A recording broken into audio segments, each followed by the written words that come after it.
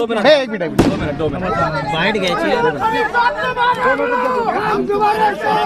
सिल्लोडमध्ये भैया सर्व पक्ष एकतर्फी होते व सेने गटाचे ते शिंदे गट एकतर्फी निवडणूक होती. यामध्ये 25 नगरसेवक आपले विजय झालेले, नगराध्यक्ष तुम्ही झाले. आता तुम्हाला काय वाटतंय?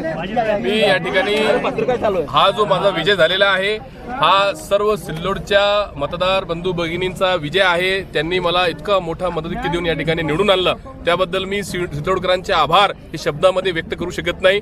आणि दुसरी गोष्ट, माझे पक्षप्रमुख, शिवसेनेचे पक्षप्रमुख, आमचे मुख्य नेते उपमुख्यमंत्री एकनाथरावजी शिंदे साहेब आणि आमदार अब्दुल सत्तार साहेबांनी माझ्यावर जो विश्वास या ठिकाणी टाकलेला आहे तो मी पूर्ण करणार.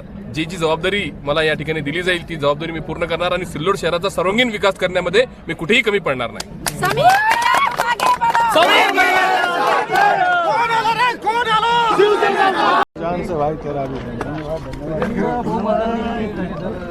म्हणजे आमची अपेक्षा पूर्ण 28ची होती, परंतु जनता जनार्दनांचा मताचा कौल आणि मतदारांनी दिलेल्या आशीर्वादाच्या रूपाने नगराध्यक्ष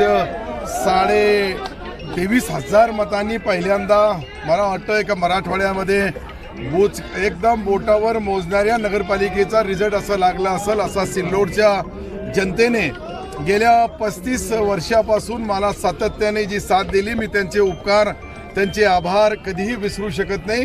राजकारणामध्ये, समाजकारणामध्ये शेवटी मी पहिल्यापासून बोलतो कि दुश्मन जिंदा होना चाहिए, दुश्मन के जिंदा रहने की हम दुआ करते हैं, तो विरोध भी रहना चाहिए. लेकिन जो 3 नगरसेवक हारे हमारे, उसका गम जरूर है, लेकिन वो तीनों भी नगरसेवक रहेंगे. और मेरा जो शब्द था 28 के